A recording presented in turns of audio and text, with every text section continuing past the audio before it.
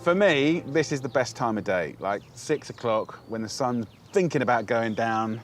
I'm cooking outside. I've got the barbie going. I could not be happier. In the last couple of months with family, I've cooked more for them than ever before, and it's sort of changed the way I'm cooking a little bit. I'm making ingredients go further and trying new things with them. Something humble like chicken legs, super economical, crispy skin, juicy meat, melt in your mouth.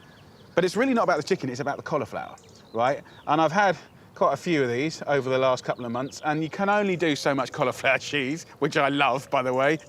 And that kind of set me off. There's a French salad called a remoulade, which you'll kind of get in various countries, and they'll do it their own way.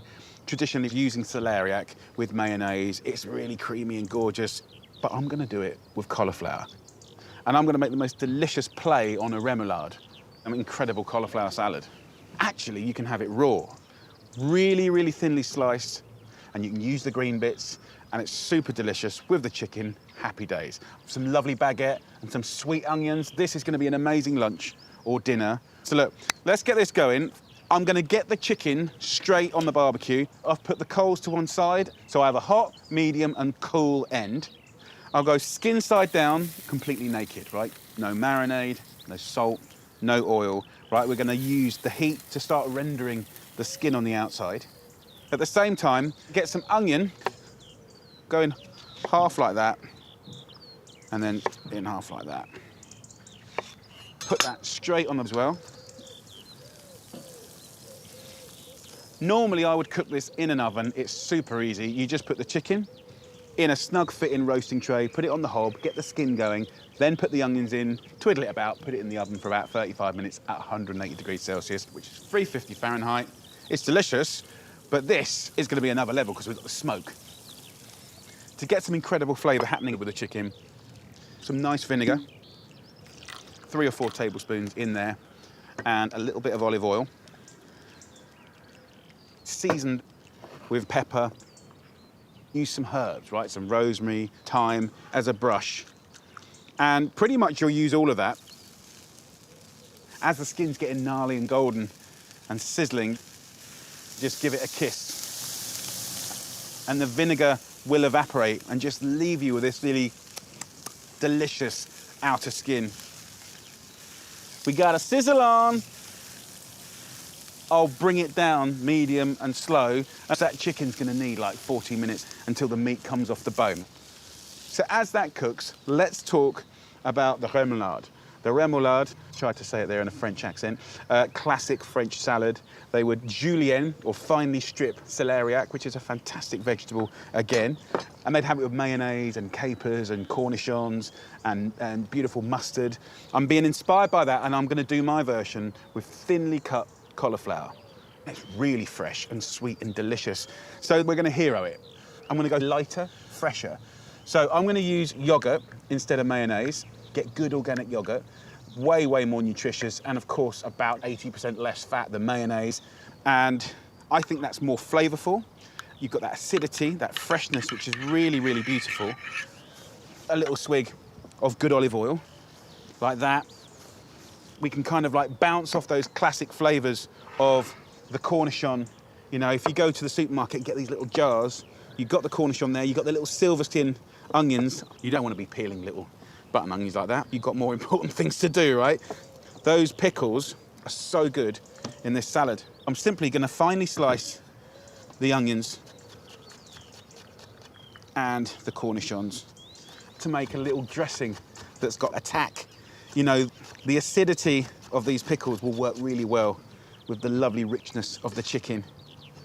That goes in to our yogurt, followed by a nice hefty teaspoon of beautiful mustard as well.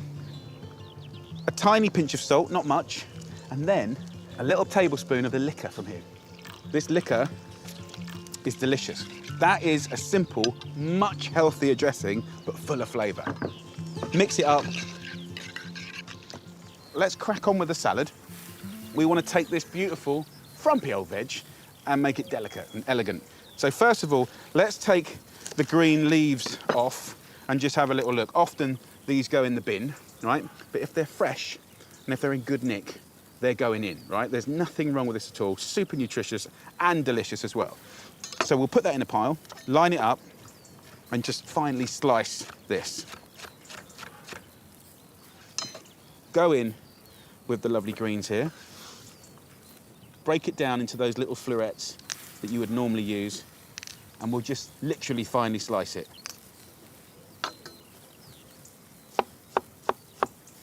Go as fine as you can, and what you'll start to do is get these lovely little slithers here, lovely little cross sections of cauliflower, super beautiful. And now you've turned it from a vegetable to a salad vegetable. And when that hits that beautiful dressing with the crunch and the pickle and the tang, it's going to be joyful. And so you've got that lovely, gorgeous, kind of slurry white veg that's fresh. It will be good with roasted fish, you know, really nice as a salad amongst a little buffet. Something different. You know, none of these ingredients are hard to get. Standard stuff, pickles, mustard, cauliflower. Now we've got a beautiful salad. So that's done. Now back to the chicken. Give it its last little baste. And we're going from direct grilling, I'll just leave the time in there now, to turning it into an oven by putting the lid on top, right? You're trapping that smoke. It's going to be really flavorful. Let's let that have about 20 minutes cooking, and then I'll check it and show you what to do next.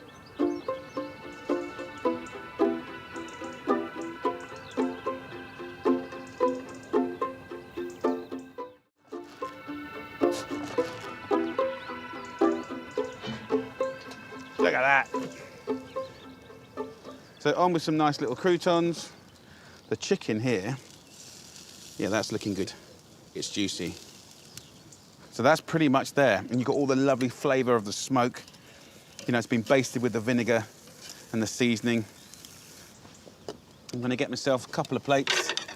One for me, one for Jules. Take some of this beautiful cauliflower salad, remoulade, version of a remoulade. Look at that. And actually, this gets better when you leave it just for like 10 or 15 minutes. Once you can pinch that chicken and the meat comes off the bone, you know you're in a good place. I might just put it on its skin side for that one last moment, just to get the skin going mad. That's what I want. That resting on that. So let's take the first chicken and just place that straight onto there. Gorgeous. Look at that. Absolutely beautiful. That's what it's all about. The contrast of like gnarly, perfectly cooked, seasoned up, fatty, with the fresh and the delicate. And then, oh, don't forget my croutons. I was not concentrating. I was lost in the world of all things beautiful. Gather up my onions, give it a little season up like that, and it's just the most beautiful, sweet, soft onion rings. That one's got a stalk on it, so that's my fault. And again, another little kiss of vinegar. And this on our croutons. The fresh salad and the gnarly chicken. What a combo. So look, this one's for Jules, because it's a bit prettier. This one is for me. Let's have a little try before I go and surprise her. So just take some of that lovely chicken. It will just pull off the bone.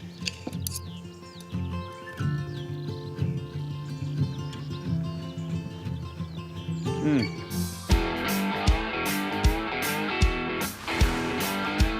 The latest food trends have seen the rise and rise of the heavy-duty American-style barbecue smokers that can be used all year round to turn cheap cuts of meat into super tender, flavour-packed feasts. This is about slow meat that just falls apart. Originating in the Deep South, offset barbecues cook the meat slowly in hot smoke away from the direct heat of the coals. The meat's got to be constantly caressed by lots and lots of flavoursome smoke coming out the firebox. Supersized models from America can cost thousands of pounds. But I've come up with a smaller upcycle version you can make for 60 quid using a pair of old sinks. I need to start with my heat source, and this old saucepan will do the trick because it can deal with high temperatures. First up, I'm going to turn the lid into a hinged opening for the firebox. So grab your angle grinder, chop it into two, and then attach it back together with a large hinge. I love doing this tinkering, but every time I'm doing this, in my head is the theme tune to the A-Team. You know, they would get locked into a shed and be left with a bog roll, a tennis racket and a go-kart and come out with a tank. I get locked into a shed and I come out with a barbecue. So, you see how that's going to work now, can't you? The saucepan will be filled with burning coals, and offset to the side will be the sink chamber where the meat will sit. So you'll need to join these two together. You pick up old sinks anywhere. You look in any old skip, there's usually a sink in there. Ask before you take it out. There we go. Look at that. So you can start to see it's coming together. What I want to do now is just mark out a little flap. It's going to be like a letterbox that acts as a baffle. So when the smoke comes along, it's directed down and then up and around the meat. Use your angle grinder to cut the flap. It's the key to giving your meat that delicious smoky taste. There we go, you see that? To help with the airflow, I'm going to make a chimney from an old tin can. To fix it in place, cut a hash symbol along the bottom, and then wearing heavy-duty gloves, carefully fold these flaps back into the sink. There we go. Bingo. Time to put it together. This little tea trolley is going to make the perfect little stand. You can pick up an old tea trolley on an auction site, or any upcycled metal stand will do. Now to light the fire. This is the exciting bit. You'll need to let your barbecue heat up before you're cooking it. So while I'm waiting, time to get my meat ready. Anybody that knows beef loves brisket. It comes from the muscle that runs all the way down the front of the animal. Absolutely packed with flavour because it's the muscle that does so much work. But with muscles that do lots of work, it can be quite tough if you cook it in the wrong way. But by cooking it low and slow, it becomes lovely and unctuous, the kind of meat that just falls apart. So what I'm going to do with this beautiful bit of brisket is make a lovely little dry rub. Add a sprinkle of sea salt, a pinch of pepper, a few chili flakes, and give it a good old rub. Oh, do you know, it's like any muscle when you're stressed, you know, you're all like that, aren't you? Nice bit of massaging, working in those flavours. Also, just releasing the tension in the meat. Tie your brisket with string and add a splash of olive oil. Right, in you go. Oh, listen to that sizzle. Now, the real secret that's going to put so much flavour into this are these guys, these wood chips. Now, I've got sweet chestnut, which adds a lovely sweetness, mellow smoke to it, but also whiskey barrels chipped up. Lovely. I mean, oh, they smell incredible. If I was a beaver, I would just eat those right now. They're going to go in. That's red hot, so gloves on. Woo! Look at those coals. Just sling them in. Now, don't think this is something you can just leave. You've got to think of it as a living, breathing entity. It needs feeding. It's like a dragon. You've got to keep feeding it if you want to get that wonderful, smoky, kissed meat. Look, look, look, look. It's going to be awesome. This size brisket should take 7 or 8 hours to cook at around 110 degrees. You'll need to keep topping up the coals and wood chips every half hour. After 4 hours, take your brisket out and wrap it in foil. And I want to capture all those flavours. Don't want it drying out. There we go, a lovely little parcel. Back in you go, my sweet.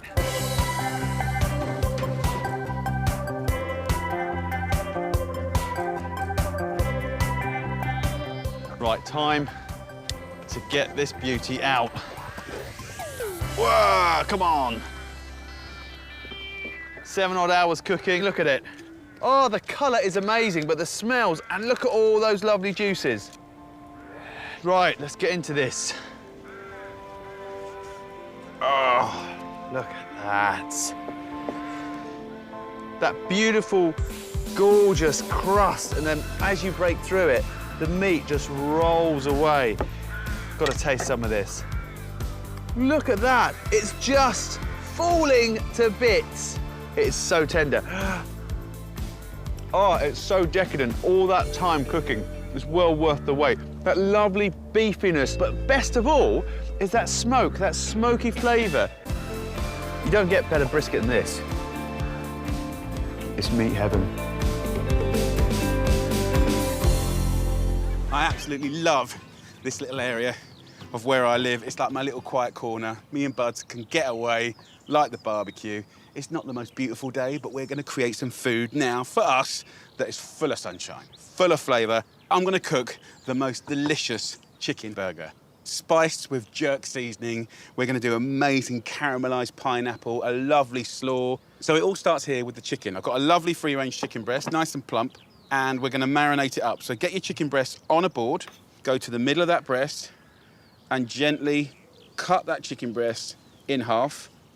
It's gonna cook more evenly and faster. Now, at this point, I can just stab in to the chicken breast like this. That will help the flavour get into the chicken. Salt and pepper, as usual. I'm gonna go a little kiss of olive oil, like that. And then let's have a look at this jerk seasoning. I love it, I absolutely love it. It's a brilliant blend of allspice, salt, chili, black pepper, cumin, thyme, paprika, bay leaves, turmeric. It's an incredible list of amazing spices. And jerk traditionally comes from Jamaica, but of course used across the Caribbean. I'm gonna be fairly generous, a little teaspoon or two, and then just rub that all over the chicken and massage it in. Those spices I think are absolutely fantastic. And I think like traditionally they'd use that on chicken, goat, you know, fish. And you know, it's a wonderful spice combination. And look at that, we've encrusted it. It's gonna be amazing. So let that sit for a little bit. I'll get rid of this knife and board, wash my hands. Okay, the chicken is marinating. It's only a thin slice, so you can get away with marinating it nice and quick. If you wanted to do it overnight, you can, just don't put salt on the chicken, okay? Now, look, let's just talk about the buns. For me, the story is a soft and spongy bun, right? Wrapped around that really gnarly, gorgeous chicken. So we need to riff off of that. So in my head, when I'm coming up with this, I'm thinking, how can we use the flavour of the Scotch bonnet, because this is one of my favourite things in the world, but control the heat. So let me show you how I do it. Take a sharp knife and slice up that Scotch bonnet like that into little slices. Now, this is very hot, so you might want to put gloves on. I'm fine not doing it. You've got to be careful with chilies, because if you touch your eyes or anything, it can be really painful. Notice I'm using the knife, not my hands. Now, you can see the seeds starting there. The seeds and the white membrane either side, that's where the aggressive heat is. So simply remove the stalk, the seeds, and the little bits of white membrane, just like that. And then slice up the rest of the Scotch bonnet by thinly slicing it so it's delicate. Of course, then whatever you get on your palate will be less of it, so that's kind of controlling the heat by size. Then there's other things you can do. You can take a sieve here and you can give it a wash, right? And I do it in the sink normally, just gonna put some jug of water like this. But even when you're doing this, the smell of it can catch you out, so don't put your nose right above it. So you give these a little wash, like that. Then there's even more things you can do to control that heat. What I want to do is pickle this. I'm going to put vinegar in here, white wine or red wine vinegar, just a couple of tablespoons just to cover it. I'll season it with salt. And then, last but not least, there's a really good little kicker here. Part of this beautiful burger is a piece of pineapple. And I love using the tinned pineapple. That's going to be amazing in this burger. But also what's really good is in these tins, you've got the natural juice.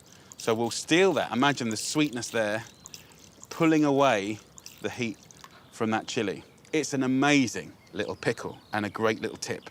So this will happily sit there like that. And I would use this to bring to life any slaw, to put on any kind of grilled meat, especially in a little bun. It's amazing with rice. You can use this also just as a little kicker on a lovely little chili con carne or a stew that needs a bit of life. So chicken, bun, and the lovely Scotch bonnet pickle ready to go. Let's make a very fast little slaw. So I'm gonna take some carrot and just grate it on the coarse side of a box grater. Of course, you can use any crunchy veg you can get your hands on. So it could be radishes, it could be cucumber, it could be a little bit of red cabbage. Fill your boots, do what you want. I've got some white cabbage here and give it a little grate. Try and do quite nice long strokes. So I only need enough for me and Buds. So instead of using mayonnaise, I want to go more tangy, fresher, and way more healthy. So I like to use a nice natural yogurt. It's about 90% less fat than mayonnaise. And I'll just season that up with a little salt and pepper again. And there we have the most delicious, simple slaw. And what I love to do for seasoning and a little bit of a slap, bring it to life, is steal a little bit of this liquor from the chilies. So actually, before I do it, I'm gonna have a little taste. Always good to know what you're doing. The flavour is so amazing. It already tastes like peaches and apricots, and it's really floral. And with the pineapple juice, it's just getting better and better. That will ramp up this slaw really, really nicely. And there you go. Everything's ready and raring to go. Hello, big boy. Hello. You all right? Yeah. Hungry? Yeah. I'm doing a nice little chicken burger. Have you ever had Scotch bonnet chilli? No. Do I have to have the Scotch bonnet chilli? You don't have to have it, just a little bit. Yeah. I'm trying to train you. Right, let's get cooking. Here, I've got the barbecue lit, but you could do this in a pan, in the house, easy peasy. You can see I've got a high pile of coals here, so that's your hot side, and then almost nothing there, so that's your cooler part. So we've got control. I want to cook the chicken hard and fast, so it's gnarly on the outside and juicy on the inside, and I want to get that pineapple caramelizing. In actual fact, I'll have 2 more slices. So I'm going to go onto the cooler side with the pineapple, and then with the chicken, and on we go. Beautiful. Probably a couple of minutes on each side if it's nice and hot.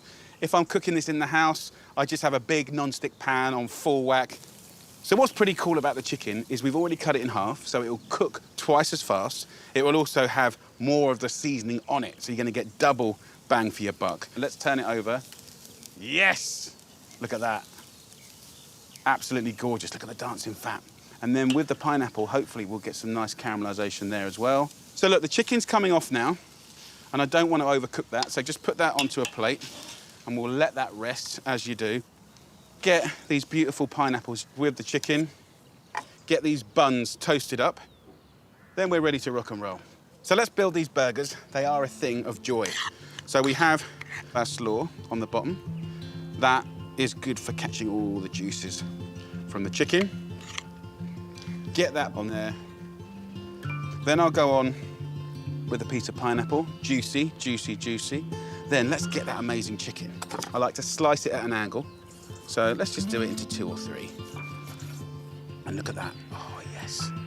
Can you see the juiciness? So not overcooked, gnarly outside, and really fresh, clean inside. Look at that. So we'll start racking this up.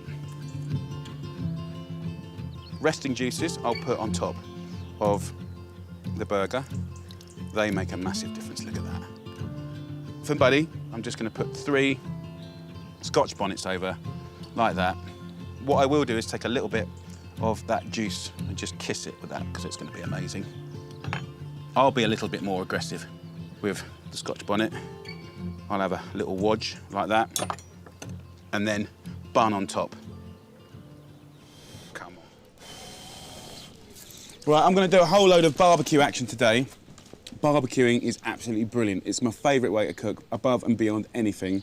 Being outside, the smells, wood, charcoal, you know, all of that business, the flavour that it gives your food, you know, even just a bit of meat, salt and pepper, and the barbecue flavour is genius. So what I'm going to do today is go through all the bits of barbecuing, doing it properly, and this in particular is a real favourite of mine, and all it is a roasting tray. I've just got one of my big roasting trays, and I just use a cake rack, you know, to to cook everything on. And I just literally put that on top like that. Fantastic. I'm going to cook on this today a whole load of seafood. So I've got prawns, langoustines, razor clams. I've got a whole mixture of stuff here. And I want to get some smoke action going. So a few little bits of, you know, wood, some dry sort of leaves, all that sort of business, just on the barbie, sort of like that. That'll create a nice bit of smoke. I've just pruned a little bit of bay leaves, which they sort of, there's oil in them, so they sort of go up quite nicely. So get that on there. Give it a little bit of blow. And then let's get our langoustines on the bottom. Razor clams can go on the bottom too. A few prawns. Then let's build the mussels in and around. Clams like this. And you can see the smoke coming up now. Brilliant, we're loving all of that. Get yourself a Pyrex bowl. Pyrex is obviously heat-proof, heat-treated. And you can just gather that around like this. Can you see all that smoke? And what's going to happen is all of those lovely shellfish, the langoustines, the razor clams are just going to be like cooking away nicely. But smoking, you're going to impart that beautiful flavour of smoking. So that, dead simple, bit exciting, bit different. It's going to be top drawer. Now, to go with it, I'm just going to do a dressing, an equivalent of a dressing. So I'm thinking shellfish. I've got to be light, but I can also be a little bit kicky. So chop up some herbage first. Parsley, fennel tops, mint, and you can just use a knife, or I'm using a mezzaluna, just to sort of chop these little mamas up. Bit of chilli, seafood works really, really well. Cut the chilli, sort of, probably just use half of it really, and then just chop the chilli into the herb. There's something about chopping them into each other, which I think sort of helps along the flavour a little bit. A little bit of lime zest will not do anything apart from just help the story. You know, you get that kind of lemonade-y, limey sort of flavour. And once you've done that, you can chop that into it as well. And I'm going to brush this into the bowl. So just squeeze some nice lime juice in here. Extra virgin olive oil, 3 to 1. We want the lime to be a little bit too acidic, because once we get all the fish in there and the fish juices, it will sort of kick it back down again. Right, that's brilliant. So what we can do is, if we look back down here now on the lovely seafood, I think now we can actually remove bowl and we can start being intelligent about who's open and who's not. They've had their little smoke session for about 3-4 minutes. So I'm just going to pull off all these shellfish now that are cooked. It's lovely just to watch them opening up. See that lovely juice coming out? That juice is what we're cherishing, really.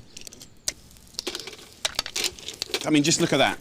I've got hot seafood, I've got the juices from all the shellfish, I've got that lovely fresh dressing, which is slightly limey. You don't have to do much more than that. Absolutely delish. You know, this is a brilliant, brilliant thing to do at a barbie. That is unusual, it's unpredictable, it's a delicious, cool little dish, which I'm really, really proud of. We all love a burger, and this time, I reckon I've cracked the ultimate one. My friend Christian is an expert in all things barbecue, so he's come to help me cook it and eat it.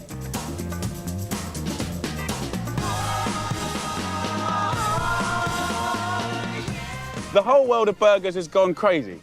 Gone crazy. It has. What was good 5 years ago is now average. It's gone insane, really. And what is good now will probably get outdone next year. So my job and Christian's job today with you is give you the kind of points to incredible. I'm talking about the flavour, the pickles, the bun, the juice. Do you like it kind of like all held together, or do you like it kind of steamy and juicy and sort of fall in between your fingers? Falling apart, man. You want that juice to break down and just kind of get all, you want it dripping off your fingers. Honestly, burgers aren't just burgers anymore. There's a new level set. So first up, let's talk about the meat. Now, this is chuck steak. Go to your butchers and ask him for chuck steak. It's got incredible flavour, an amazing mix of fat, isn't it? It's the classic meat for a classic burger. And notice, no flavouring, no herbs, no seasoning. We're treating it like a steak. Divide it into 4. So that's 800 grams here, that's 200 gram patties. You want to make your patties just a bit bigger than the bun because you will get some shrinkage. And you want to press it enough just so it holds together, but you don't want to over press it where it becomes too dense. You want holes in there so when that fat kind of breaks down, it just flavors all that beautiful meat. There's my imperfect perfection right there, a little bit of jagged. So kind of perfect is not perfect. Imperfect It's perfect. But of course, it's not just about the burger. You need all the extras. I'm making 2 pickles. One, simply with a few crinkle-cut gherkins and a little bit of chili. The chilies in there are kind of a nice bonus. Plus a second with finely sliced red onion, white wine vinegar and a pinch of salt. Just let them marinate.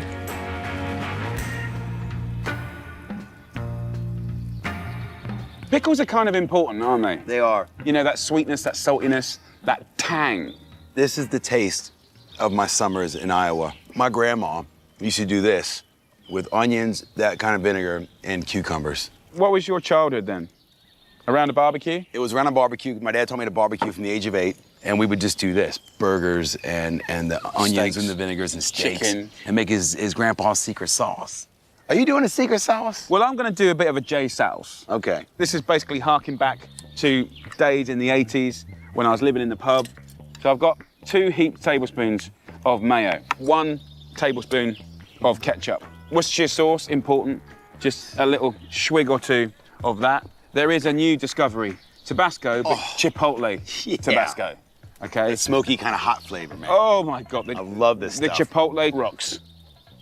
And then a little swig, a little tinkle of bourbon, okay? You could use brandy, but bourbon feels good. That was a tinkle of bourbon right there. Was that all right? That was a good amount, man.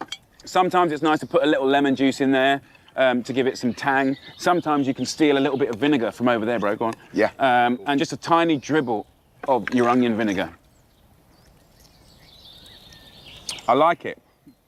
I like it. It's good. I'm gonna hit it up with more Tabasco. Yeah, I was gonna say, man, that's what it needs. One of the things that really we learned from the American fast food, they'll have iceberg through that. I've been really anti-iceberg for a long, long time. Thanks for coming back. I've come back. Bit of compost. You're welcome, Earth. When it kind of gets dressed in that, the crunch does go, but not totally. It's kind of like half soft, half crunchy. And this, for me, is really the perfect base to kind of welcome the burger. I'm nicking this, dude. This is a really good Yeah, you recipe. happy about this? Yeah, really good. Let's do it. Let's get grilling. Pat the burgers with oil, then season with salt and pepper. And actually, 2 at a time is a nice number, I think, if you're going to really take care of it.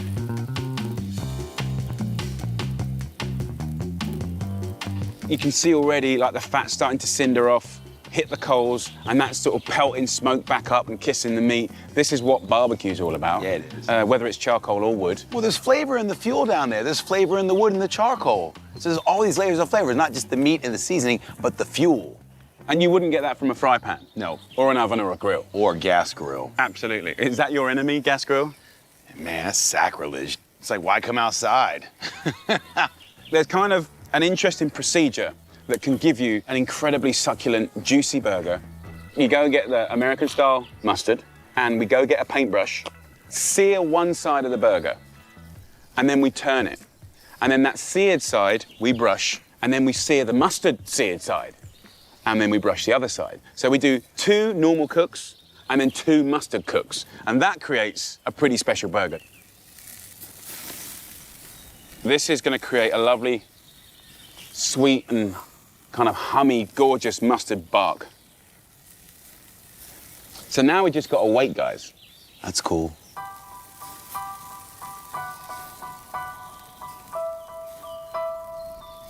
My friend, can you possibly pass me the bacon? It ain't bacon unless it's smoked bacon. For me, that's like the best sight in cooking, when the fat's doing that and you just know you're caramelizing and creating flavor. Sometimes good things can't be rushed, you know? Now, I've got some cheese. So I just want 2 nice slices. I'm using red Leicester I dubbed thee King of the Grill. This British cheese has a lovely nutty flavour, but you can use any cheese you fancy as long as it's a good tasty melter. This is a really important stage now in the perfection of the burger. Now just look around. We got burger, it's on its last stage, okay? And Christian's spinning a bowl. And now, Oh, it's like a, we put the dome over. yeah. Okay, so we're trapping smoke. Also, this is gonna get hot. Like, I can't put my hand on it anymore, okay? So that's turning into an oven. And it's just gonna let that cheese just kind of like melt, just sag. But also, look, the bacon's looking very, very beautiful. So I'm just gonna pop this little dome off. It's already starting to do its magic, You can see man. it's starting to do its magic. And I'm just gonna pop the bacon on top. Seriously, that is gorgeous.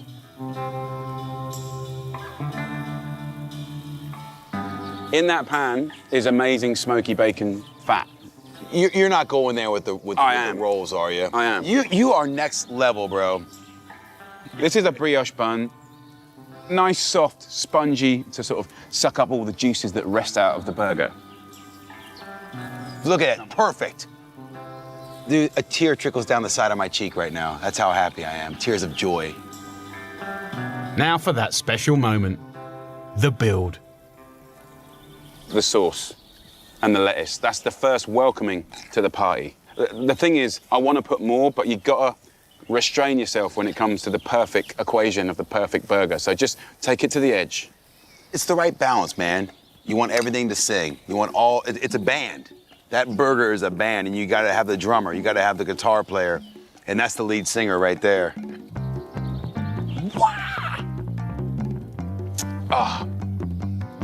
The mustard bark, zingy, crunchy pickles, tomato ketchup on that toasted brioche dipped in bacon fat. It's all those little details that make this burger perfect. Look, I've got this lovely fish here, lovely bit of organic salmon. Really, really nice. Beautiful, look at that lovely silvery skin. Now, what I want to do is I want to barbecue this fish. And the fact that my lovely fishmonger's scaled this means I can eat the skin. Now, some people are a bit funny about skin. Like, think pork crackling, right? Now everyone's getting excited. I want to make crackling out of this skin. So what I want to do is I want to score this little baby on the pink side, 1 centimetre deep, like this. And then what I want to do is season this with some pepper, some salt, and I've got some lemon here. I'm literally just going to microplane the lemon. Get that on top. Just put that down. This fennel, incredibly good for you, good for your old tummy. And just literally pull off all the lovely herbage off of this. So just chop up your fennel like this. But once you've got it sort of nice and sort of fine, you've already sort of bashed out some of the oily flavours in it. And obviously it reduces a lot in size. I've got some of the nice little yellow flowers in there as well. And get the salmon. I want to get this lovely greenage here, and I just want to rub it in like this. And then just literally open it up where you've done those little, see where you can see those little slits there? Just rub and stuff in there that fennel into those little cuts. What we want to happen is that that fennel inside those little cuts has a little bit of a party with all the lovely fat that starts to cook outside the fish. Really pack it on, get it in those cracks, right down there. Nice. Right, after we've rubbed that in a bit, and then I want to get my oil and I want to put some on the board and on the fish. And I want to put a little bit of saltage on this side of the board, not because I want to season the board, but just pat the fish. So we've got the oil going on this side, and then we've got this lovely side here, which we want to get oiled up and salted up. So just rub that around the board. So I want to crispen up that skin. So there ain't no point in me turning it quick or being in a rush. Leave it. I'm going to leave it for about 75, 80% of the cooking time, skin side down. When it's nice and golden and crispy looking, then we'll turn it. But until then, I've got these cucumbers, I'm just slicing them lengthwise, and then I just want to sort of slice them across. I want to make a little bit of a cucumber tzatziki and mix it in with some yogurt, obviously, and some lemon juice, salt and pepper. So I just chop these up, put a little bit to the side, and then I've got some oregano and some flowering thyme. Flowering thyme's quite pretty. Just going to chop some of this up. Of course, I'd normally use mint or parsley or something like that, but these sort of herbs chopped up, it's going to be lovely, isn't it? It's going to be lovely. So, listen, I can hear a fair bit of sizzling. Let's have a little look. Yeah, that's nice and done. Shall I? I'm good. So that'll cook another 3 minutes. That's just enough time for me to get this little sauce going. So, cucumber into here. Let's get a bit of lemon juice action going. Nice bit of lemon. And then dress it with a little bit of oil. So a little bit of yogurt in there. Yogurt and cucumber, it is a great combo. Whoever invented it was genius. I'm just going to stir it in and sort of leave it a little bit marbled. I'll tell you what I'd love to do, just hit this with a little bit of chilli. So just finely slice it. Go on, bit of chilli. Okay, I think this is going to be done. So edge it off onto your board. What I want to do, and I'm thinking pork crackling here, is pull this off like this. Now, crispy, soft and gooey. That ain't going to get the people that don't like skin to like skin. That goes straight back on the grill and that will fry up and go really, really crisp. Just break it up. Be brave with it. Look at that, just cooked. See that hum of pink, right? That's like a perfect roast lamb. Look at that little lobe of meat there. Look at that, looks fantastic. That's what excites me about cooking, all that sort of business, right? And then over here, crackling. See how dark that is on the other side, right? You know, when you're at catering college, you do twill biscuits, and they're put all around your ice cream to make a £3 dessert look like a £10 dessert. Little trick, right? Well, as soon as they come out of the oven, they go crispy again. And that is now crispy again, right? Like that. So, I'll let that cool down a bit more. I think I'm just gonna get my lovely tzatziki, like that. A few of those nice cucumbers on the top so you can see what you're eating. A bit of chilli action so you know what's actually in it. Some of those pretty little thyme flowers. Break up some fennel tops over the top from a height. Fantastic. And then my boy here, just crunk it. This is not Michelin style food, this is proper food, this is dinner. That's it. You take that to anyone's table for a bit of din-dins and they're going to go, wow, perfectly cooked fish, crispy skin. This dish was inspired by my teenagers because they love prawns. They've gone mad for them in any way, shape or form. And because they love them so much, I've got to think of so many different recipes to have with them.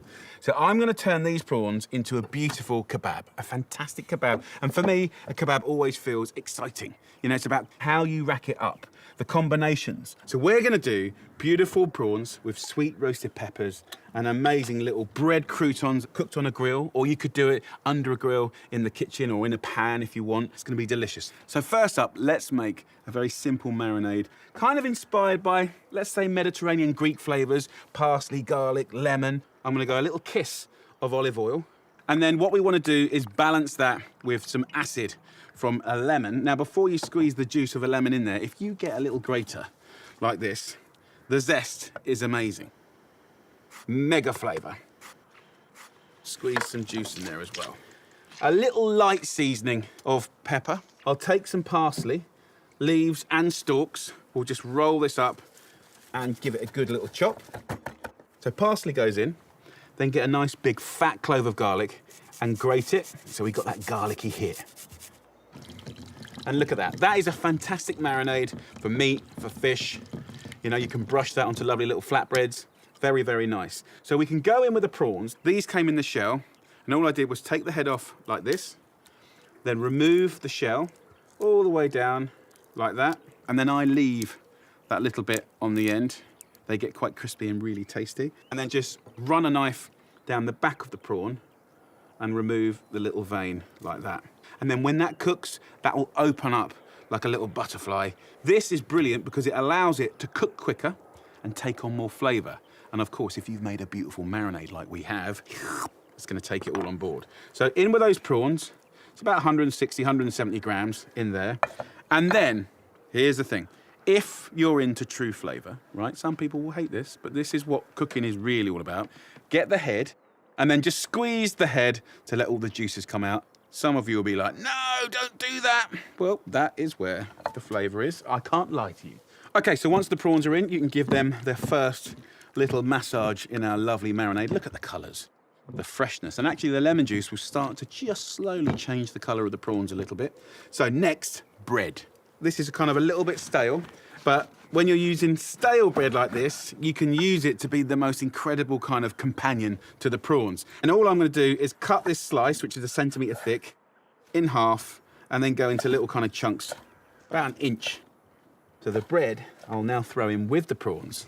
And here's the thing, when you're eating this, I promise you, like, it's all delicious. It's not like, oh, there's the posh prawn and there's that bit of like stale bread. No, no, no, no, no, no, no. It will suck up all the flavour and it's gonna be amazing. And then we come to these little jarred roasted peppers. You can get them in all the supermarkets and these are fantastic. Someone has lovingly roasted these peppers and peeled them. The sweetness that you get is amazing. So we're just gonna tear those open and cut them into little strips. And we'll just lay those strips. Look at the colours, guys. Green, red, really beautiful. And if you want, take a little bit of the juice that comes in it and just pour that in. So toss all of that up again. The peppers will flavour everything. The garlic and marinade will flavour everything. And those little bits of stale bread will rehydrate and take on all the juices from everything. Of course, you know, you could swap the peppers out for different vegetables, courgettes, onions. You could have a little bit of bay leaf on there if you want. You can try different breads. You can have different types of seafood, nice little chunks on there. And you can even, of course, go into meat, things like chicken and poultry. You know, these are kind of like really everyday things that we can get our hands on. Now, it's how we put it together that we make it not everyday, that we make it really, really, truly special. So look, let's rack one up. I believe in investing in just 4 or 8 lovely metal skewers. Honestly, you'll have them for life, and I think they're really, really useful. I'll take a bit of pepper, and I'll go through the end like that, and then I'll take a bit of bread, and I'll push it through like that, and then I'll take the pepper round and just cozy it up, right? That's what a beautiful kebab is all about. Buddying up different things so it takes on the flavours of other things. You don't want to overpack them in. You want the heat from the grill to breathe around everything so everything's cooking at the same time. And look, you could spice it with different spices. I love fennel seeds, smoked paprika. Just have fun with it. I quite like the idea of just taking time, slow it down, and it's nice to make it look like you've cared and really tried. Every time I do kebabs in my house, everyone gets excited.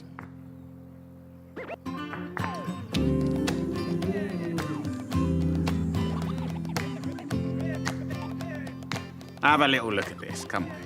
It's a beautiful thing. It's about how it's all interwoven, how it's all gonna flavour each other. You know, as you're turning it, what gets crispy, how, when, why, what. Look at that.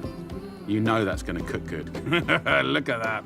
The bread will be so delicious, I can't tell you. I mean, ultimately, any sort of robust, spongy bread, white or brown or sourdough is really, really good. And when they're stale, they just seem to absorb a lot of flavour. And that's the thing, you know, prawns are quite expensive and they're an investment. So the bread is almost like giving you the ability to stretch that by 50%. Do you know what I mean? That looks generous, right? But there's only like 6 prawns on it. Instead of the marinade and flavour dripping into the barbecue, they're actually kind of dripping into the bread. And the bread becomes, I believe, just as delicious as any other part of this kebab. Love it. And then we're ready to rock and roll. Let me just wash my hands. Okay, so we're gonna take these lovely skewers and grill them. That's the sound I love. Now, in the same time that I cook these beautiful skewers, I want to make a sweet tomato sauce. And it's a very, very quick, basic tomato sauce recipe, but I love it. So 2 cloves of garlic. Now, when I'm cooking on the barbecue, I often use pans as well. And that means you can steam or fry, you know, mix up your cooking methods, even if you're outside barbecuing. And I like that. It's not just about direct grilling. Keep an eye on those lovely kebabs. Give them lots of love, TLC. Yeah, look at those.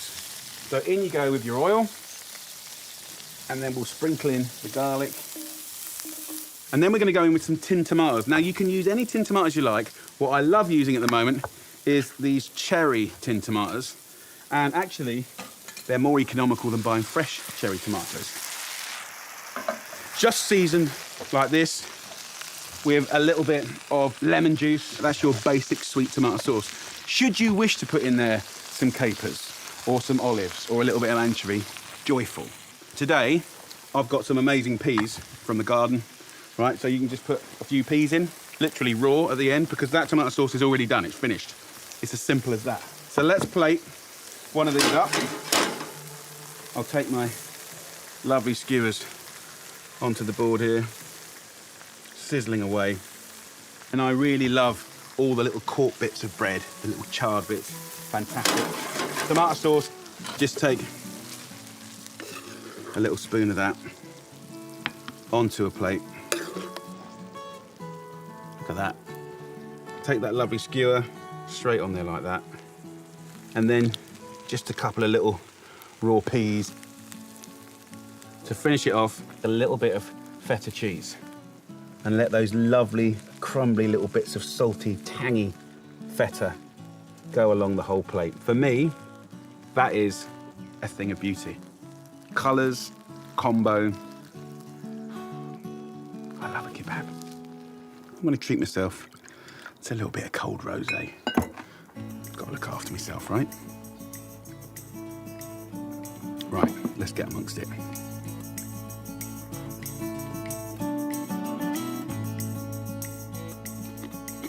Wow, that's just the bread. Unbelievable.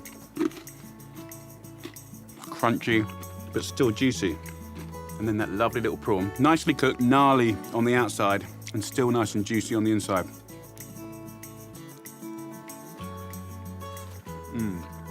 Full of flavour, wow.